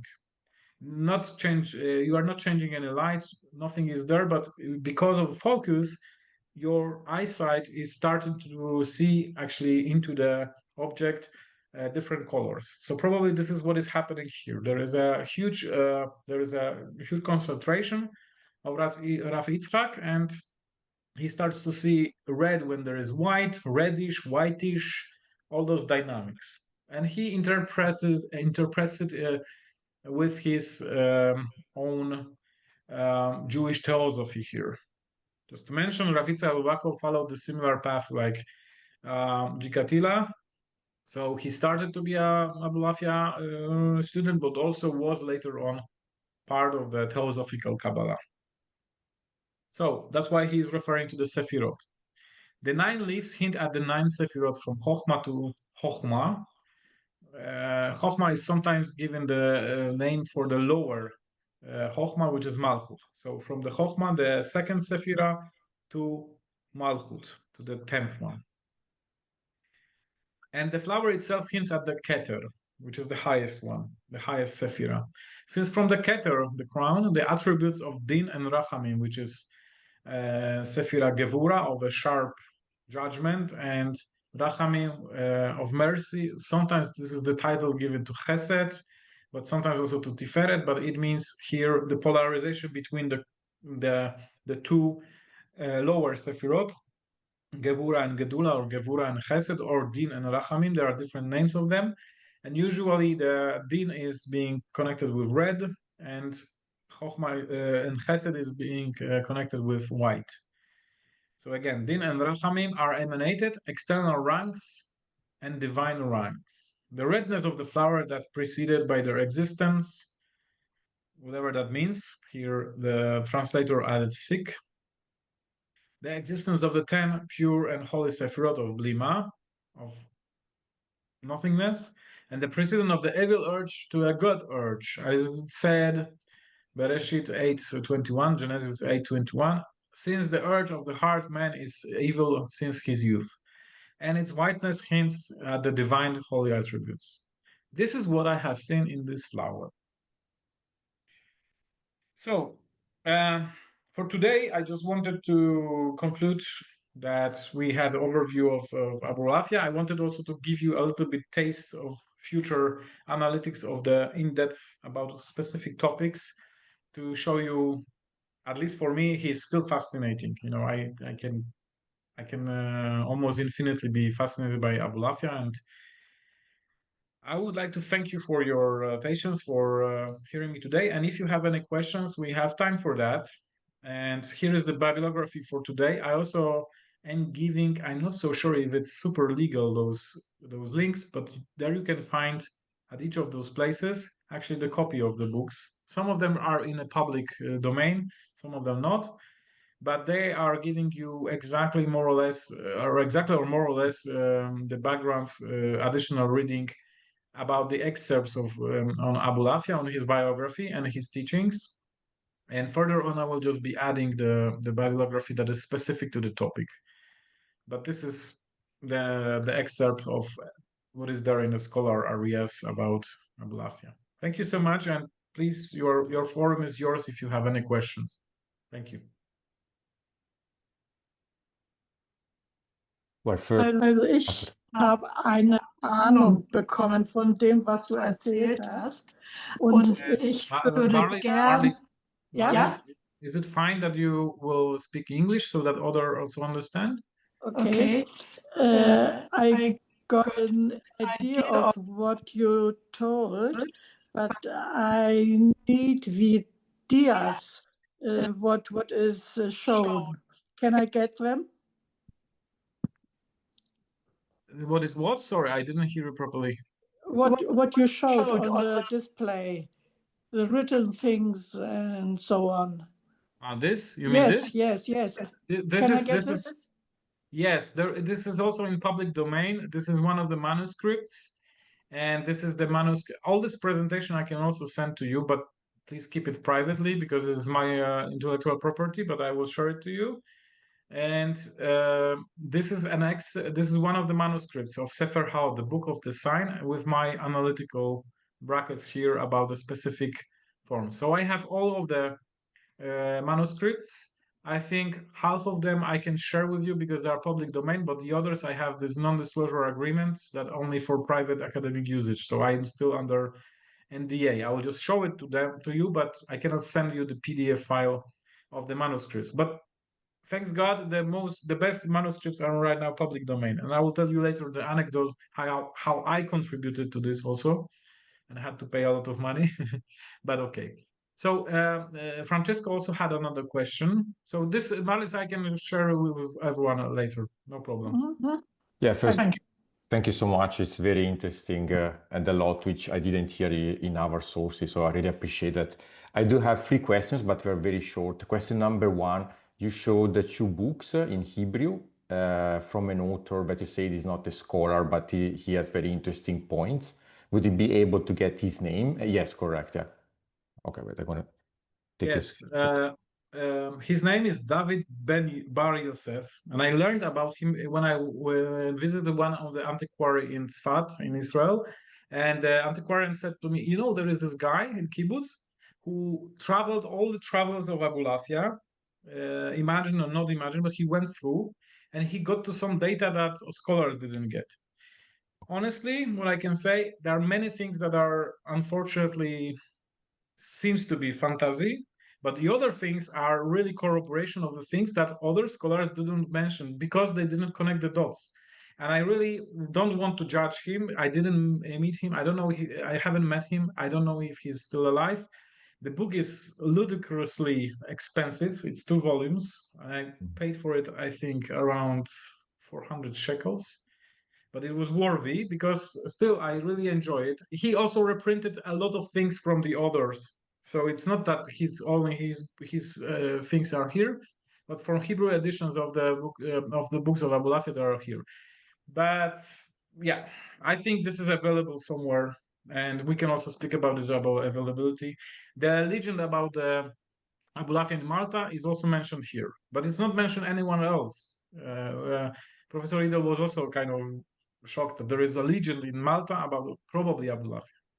Okay, and you said that you have more questions. Yeah, very quickly. Second question is, do you think that Theosophical Kabbalah, so the Zohar, may actually be created using Abulafia's techniques? Because I don't think Moshe de Leon was there thinking, I want to write a bestseller. They probably use some techniques. Do you think that through Gigatiya, they could have actually used his meditative techniques and then wrote the Zohar that way?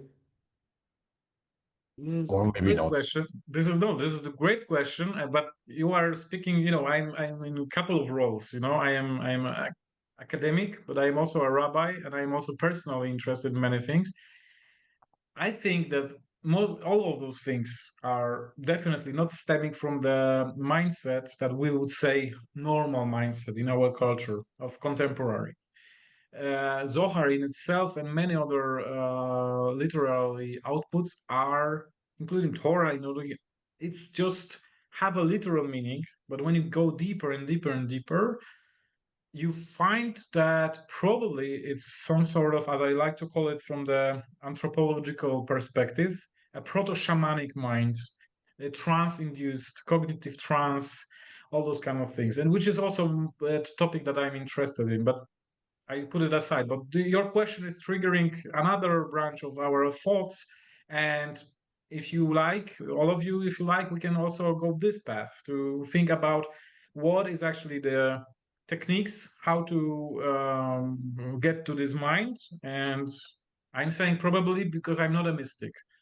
I don't perceive, yeah, but I am interested in that. And I also have some background in the studies of religions from other cultures. I assume that this is what I call cognitive trance. That is the basis. And Abulafia, definitely, I would like to stress it, is, in my terms, representative of the cognitive trance, propagator of techniques. So, and you mentioned something. The very last question, yeah. I mean, even if you're not a mystic based on your enthusiasm, I assume you also practice Abulafias, not just because I met some people who tell me, no, I just intellectual, but I spoke with other people that they say there is no way to be intellectual, like you actually have to do it. If you want to answer, maybe you don't want to answer, that's okay. But I don't have problem. Yes, I don't have problems. Thank you so much. I love this question. And you know what? I finished my PhD.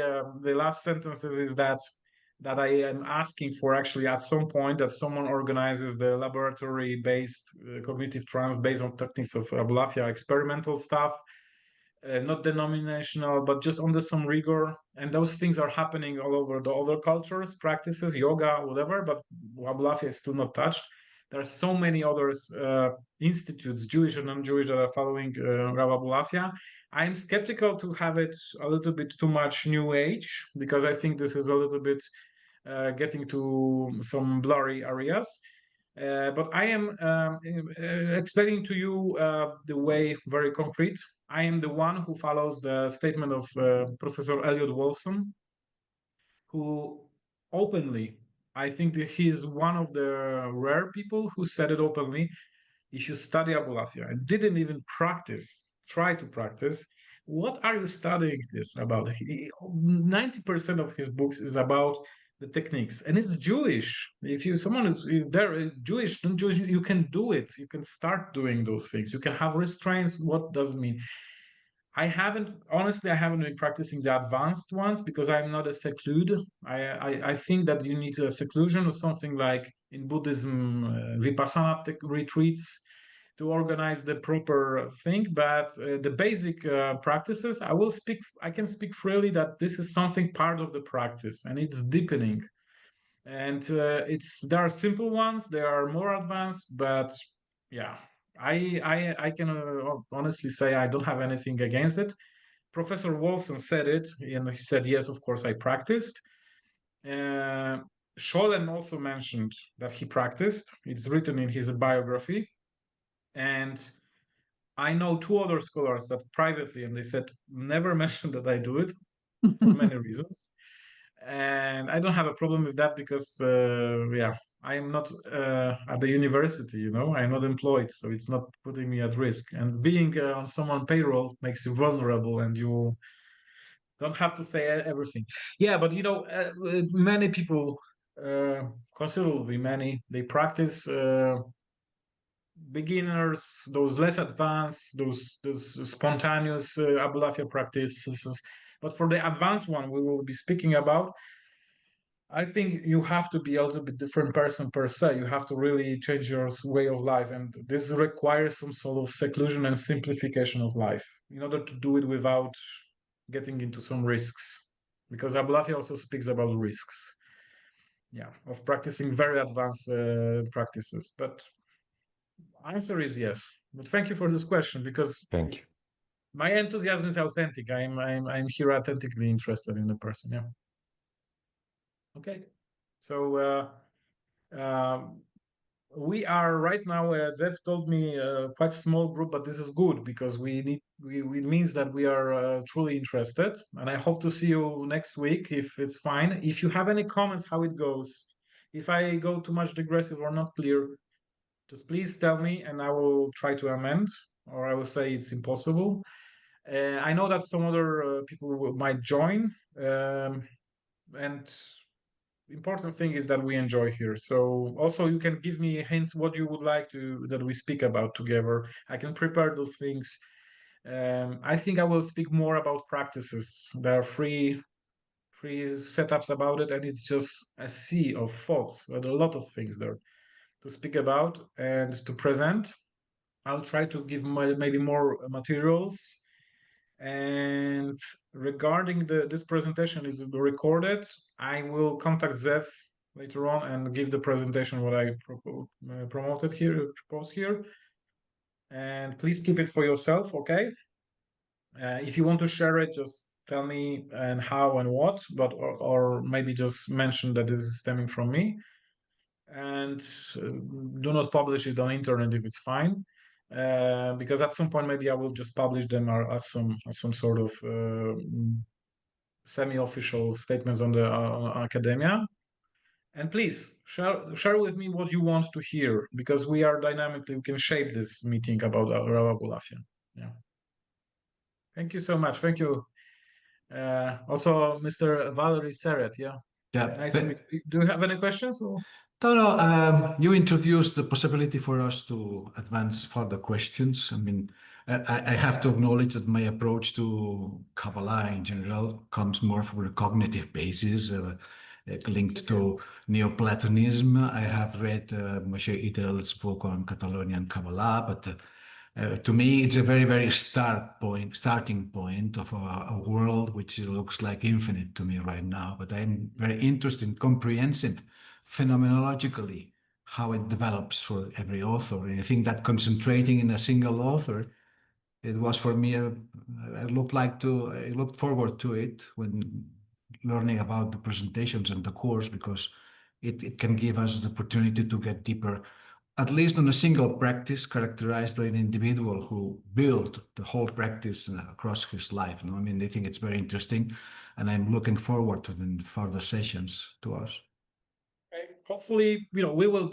I try to create the presentation and show something, but we will contribute all to this. And again, I would like to stress your questions and your proposals are being embraced. They're very important. Dialogue is here important. And as we will also see later, it's all endophagia, you know. This inner speech is sometimes between the people. Yeah. From the cognitive perspective, just to add at the end, when we speak with other person, there are 4 people at least speaking. The I for I, and I for in the dynamics with him, and he also have 2, but it's multiplied. So yeah, that's the theory of speech. You know, that's Piaget, that's Vygotsky, that's others. So I'm also into that, to put the science into Rabbi Abulafia, because for me this is a scientific. He spoke about something important in the language of his times, but if we would translate it to our times, he would be just probably speaking in a very nice neurocognitive scientific language. Yeah, Sure, that's sure. my yeah.